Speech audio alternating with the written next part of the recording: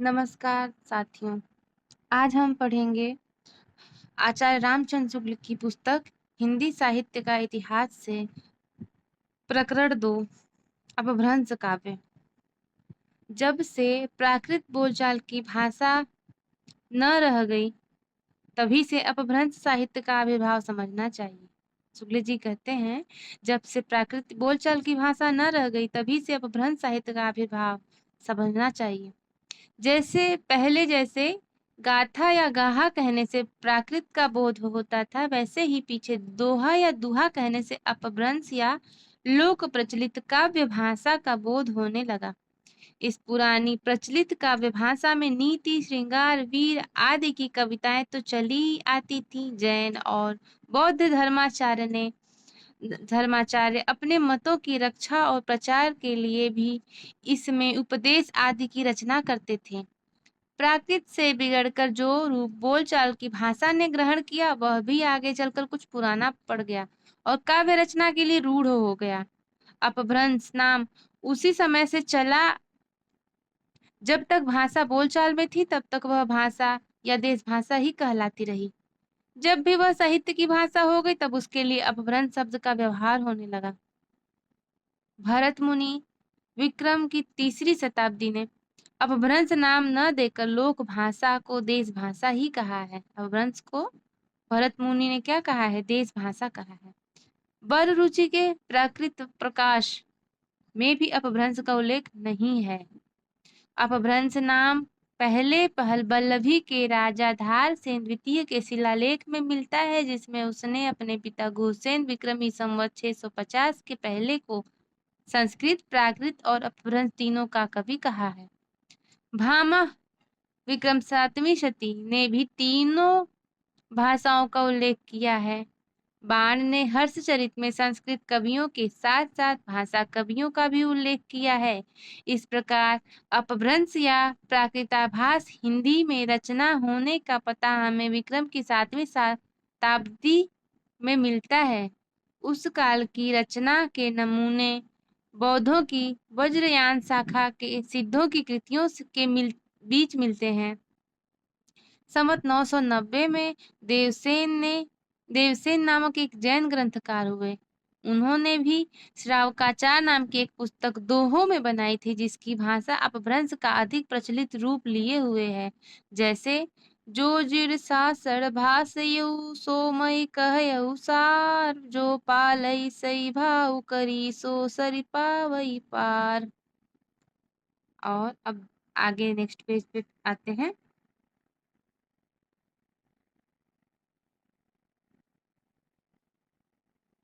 इन्हीं देवसेन ने दब सहाव प्यास द्रव स्वभाव प्रकाश नामक एक और ग्रंथ दोहों में बनाया, जिसका पीछे से माइल धवल ने गाथा या साहित्य की प्राकृत में रूपांतर किया।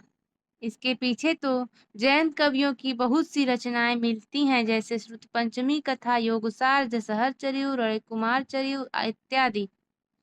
ध्यान देने की बात यह है कि चरित्र काव्य और आख्यान काव्य के लिए अधिकतर चौपाई दोहों की पद्धति ग्रहण की गई है।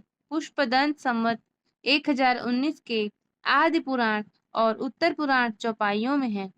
उसी काल के आसपास जसहर चरियु, यशधर चरित्र भी चौपाइयों में रचा गया। जैसे बीड़ु धवलेर सयड़ु की हल्लई, बीड़ु जीवेड़ देहु की चल्लई, बीड़ु जीवेड़ मुख को पावई, तुम्हारी सुखी अपई आवई।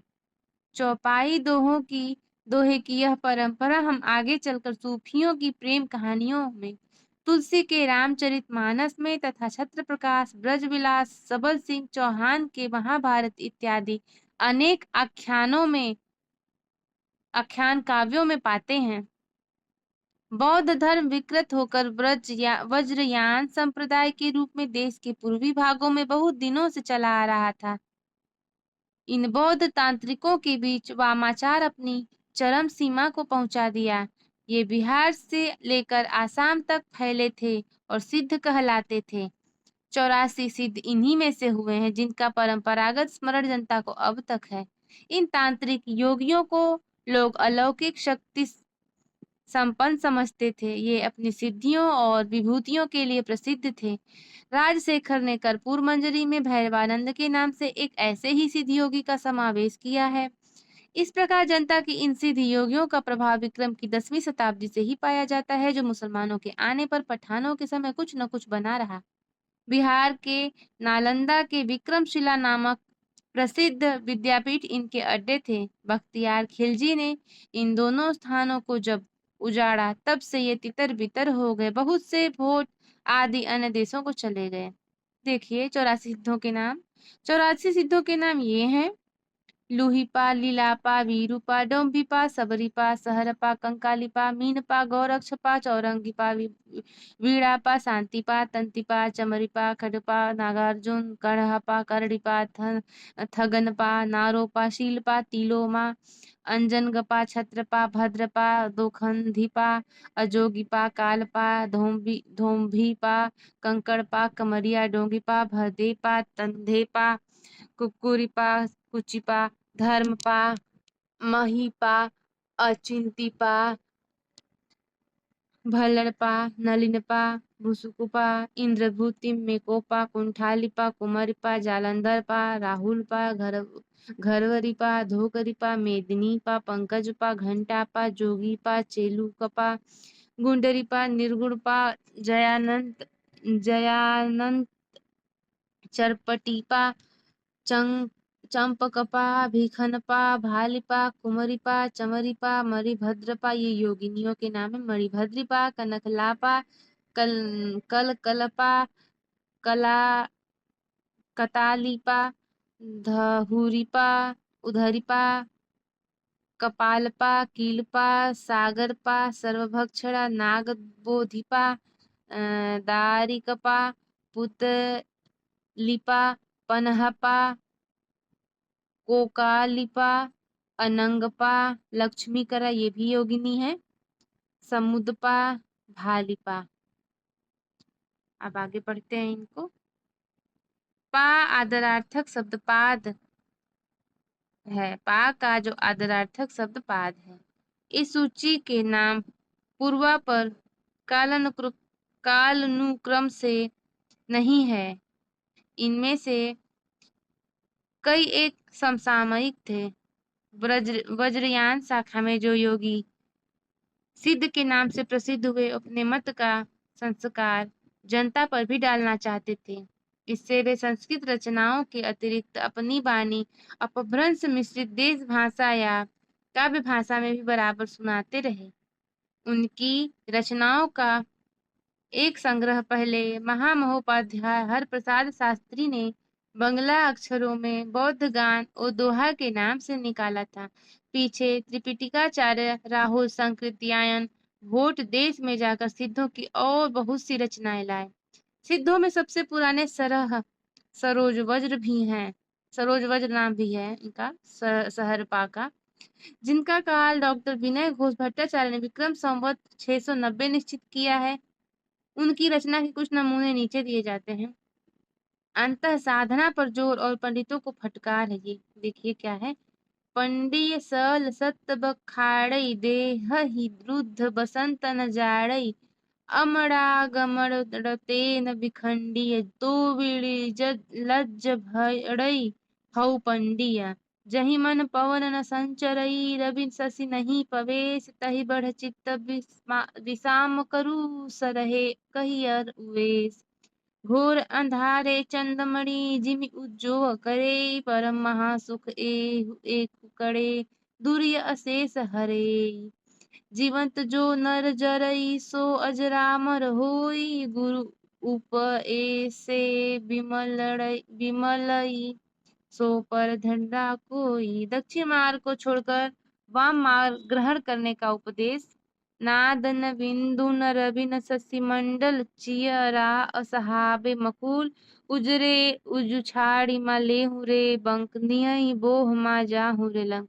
लुहिपा या लुइपा संवत 830 के आसपास के गीतों के कुछ उदाहरण देखिए। काका तरुअल पंच विडाल चंचय चिये बैठो कार तिय करी महासुख परिणाम लुई भड़ई गुरु पुछिय जार। भावन हो या भावर जाई, ऐसे संबोहे को पतियाई। लुई भड़ई बट दुखड़ बिड़ाड़, तिय धाये बिलसई उह लागे। विरूपा संवत 900 के लगभग की वारुणी प्रेरित अंतर सुख साधना की पद्धति देखिए। सहजे थिर करी वारुणी साध, अजरामर होई दिट काद। दशमी दुराअत चिन्ह देखैया, आइल गराहक अपड़े बहिया। 64 घड़िए डेट पसारा, पैठल गराहक नहीं निसारा। अब कण्हापा संवत 900 के उपरांत की वाणी के कुछ खंड नीचे उद्धृत किए जाते हैं,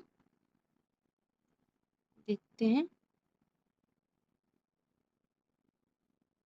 एकड़ कीजई मंत्र तंत्र, ऋय धरड़ी लई केलि करंत। ऋय घर धरड़ी जाबन रमणई, ताब की पंचवर्ण बिहरिजई। जिमि लोड़ बिजई प्राणी, एहि तिमि घरड़ी लईचित। समरस जई तखड़े जई पुरते सम नित। ब्रजरानियों की लोकतंत्र साधना में मद्य तथा स्त्रियों का विशेषतः डोमिनी, रजकी आदि का अबाध सेवन एक आवश्यक अंग था। सिद्ध कण्हपा डोमिनी का आवाहन गीत इस प्रकार गाते हैं। नगर बाहिरे डूबी तोहरी कुड़िया छई, छुई जाय सो बाह्य नारिया। आलो डोंबी तोयसम कारिब मसांग, निघिड़ कण्हकपाली जोई लाग। एक सुपदमा 64 पाखुड़ी, तही चढ़ी नाचिए डोंबी बापुड़ी। हालो डोंबी ते पुच्छमी सद्भावे, आई सस्सी जासे डोंबी का हरि नावे। गंगा जमुना माझे रे बढ़ई नाही, ताहि बुढ़िल मातंग पोइला लीले पार करई। चाहतु डोंबी बाहलो डोंबी बाट त भइल उछारा, सदगुरु पाह पए जाई पुर जिड़ौरा। काका नावड़ी खटी मन करियाल, सदगुरु बड़े धर पतवाल। ची थीर करी गहुरे नाई, अन्न उपाय पार जाई। कापालिक जोगियों से बचे रहने का उपदेश घर में सास ननद आदि देती रहती थी, पर वे आकर्षित होती थी जैसे कृष्ण की ओर गोपियां होती थी। राग देश मोहलाई इछार, परम भीख लवए मुक्तिहार। मारिय सासु ननद धड़े साली, माँ अमारिया कण्ह भइल कबाली। थोड़ा घट के भीतर का विहार देखिए। नारी शक्ति दिय खरिय खदे, अनहु डमरु बाजई वीर नादे। काढ़ कपाली जोगी पैठ अचारे, देह अनअरी बिहरई एकारे। इसी ढंग का कुकुरिपा संवत 900 के उपरांत एक गीत लीजिए। ससुरी नींद गेल बहुरी जाग, कानेट चोर निलका गई माग। दिवसई बहुड़ी काढ़ई उरे भा, रति भइले कामरु जा। आगे रहस्य मार्गियों की सामान्य प्रवृत्ति के अनुसार सिद्ध लोग अपनी वाणी को ऐसी पहेली के रूप में भी रखते जिसे कोई बिरला ही पूछ सकता है। सिद्ध तंतिपा की अटपटी वाणी सुनिए। बेग संसार बाढ़िल जा, दुहिल दूध के बेटे समा। बलद बिलाएल गविया बांझे, पिटा दूहिए इतना सांझे। जो सो बुद्धि सो धनि बुद्धि, जो सो चोर सोई साधी। नीते नीते शियाला सीसे, समझूझ अडे ढपाएर गीत बिरले बूझ।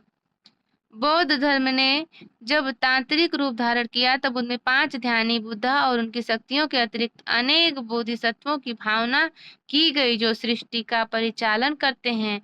ब्रजयान में आकर महासुखवाद का प्रवर्तन हुआ। प्रज्ञा और उपाय के योग से इस महासुख दशा की प्राप्ति मानी गई। इसे आनंद स्वरूप ईश्वर ही समझिए। निर्वाण के 3 अवयव ठहराए गए शून्य विज्ञान और महासुख। उपनिषद में तो ब्रह्मानंद के सुख के परिणाम का अंदाजा कराने के लिए उसे सहवास सुख से 100 गुना कहा गया था, पर वज्रयान में निर्वाण के सुख का स्वरूप ही सहवास सुख के समान बताया गया। शक्तियों सहित देवताओं के युद्ध नग्न स्वरूप की भावना चली और उनकी नग्न मूर्तियां सहवास की अनेक अश्लील मुद्राओं में बनने लगी, जो कहीं कहीं अब भी मिलती है। रहस्य या गुह्य की प्रवृत्ति बढ़ती गई और गुह्य समाज में स्त्री समाज स्थान स्थान पर होने लगे। ऊंचे नीचे कई वर्णों की स्त्रियों को लेकर मद्यपान के साथ साथ अनेक विभत्स विधान वज्रयानियों की साधना के प्रधान अंग थे। सिद्धि प्राप्त करने के लिए किसी स्त्री का, जिसे शक्ति योगिनी या महामुद्रा कहते थे, योग या सेवन आवश्यक था। इसमें कोई संदेह नहीं कि जिस समय मुसलमान भारत आए उस समय देश के पूर्वी भागों में बिहार, बंगाल और उड़ीसा धर्म के नाम पर बहुत दुराचार फैला था। रहस्यवादियों की सार्वभौम प्रवृत्ति के अनुसार ये सिद्ध लोग अपनी वाणियों के सांकेतिक दूसरे अर्थ भी बताया करते थे, जैसे काका, तरुवल, पंच बिडार। बौद्ध शास्त्रों के निरूपित पंच प्रतिबंध आलस्य, हिंसा, काम, चिकित्सा और मोह। ध्यान देने की बात यह है कि विकारों की यही 5 संख्या निर्गुण धारा के संतों और कवियों के सूफी काव्यों ने ली। हिंदू शास्त्रों में विकारों की बधी संख्या 6 है। गंगा जमुना मारे बढ़ई रे नाई, इला पिंगला के बीच सुषुम्ना नाड़ी के मार्ग से शून्य देश की ओर यात्रा। इसी से वे अपनी वाणियों की भाषा संध्या भाषा कहते थे। साथियों, आज के लिए इतना ही। हमने आचार्य रामचंद्र शुक्ल की पुस्तक से आज प्रकरण 2 पढ़ा। आगे हम प्रकरण 3 और इसका बचा हुआ शेष भाग भी पढ़ेंगे। आपको यह वीडियो कैसा लगा हमें ज़रूर बताइएगा। मिलते हैं नेक्स्ट वीडियो के साथ, तब तक के लिए नमस्कार।